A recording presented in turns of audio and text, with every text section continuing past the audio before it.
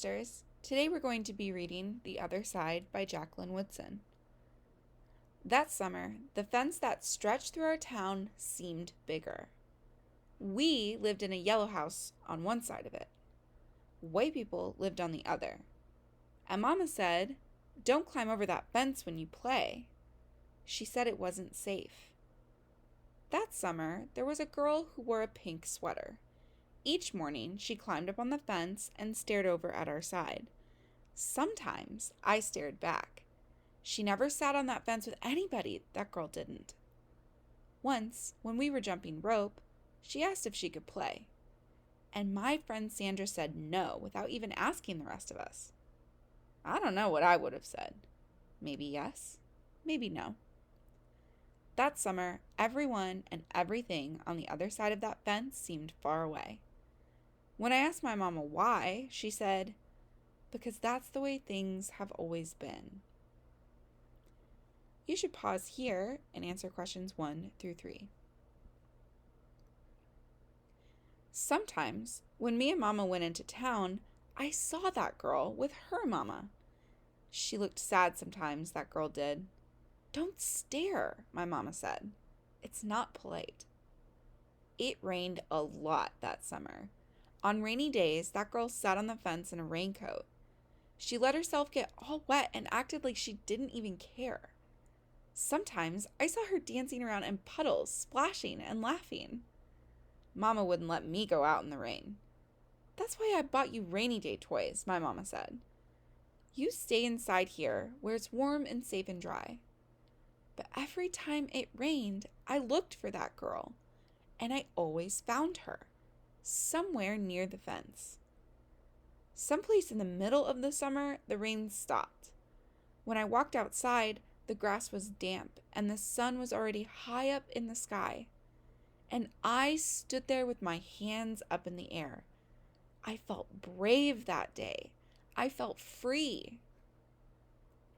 You should pause here and answer question 4. I got close to the fence, and that girl asked me my name. "Clover," I said. "My name's Annie," she said. "Annie Paul. I live over yonder," she said. "By where you see the laundry, that's my blouse hanging on the line." She smiled then. She had a pretty smile. And then I smiled, and we stood there looking at each other smiling. "It's nice up on this fence," Annie said. "You can see all over." I ran my hand along the fence. I reached up and touched the top of it. "A fence like this was made for sitting on," Annie said. She looked at me sideways. "My mama says I shouldn't go on the other side," I said. "My mama says the same thing, but she never said nothing about sitting on it." "Neither did mine," I said. That summer, me and Annie sat together on that fence. And when Sandra and them looked at me funny, I just made believe I didn't care. You should pause here and answer questions 5 and 6. Some mornings, my mama watched us. I waited for her to tell me to get down from that fence before I break my neck or something, but she never did. "I see you made a new friend," she said one morning. And I nodded and Mama smiled. That summer, me and Annie sat on that fence and watched the whole wide world around us.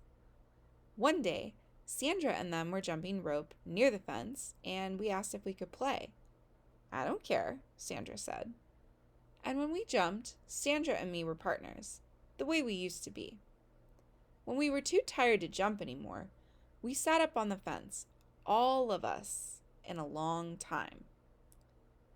"Someday, somebody's going to come along and knock this old fence down," Annie said. And I nodded. "Yeah," I said, "someday." You should pause here and answer questions 7, 8, and 9.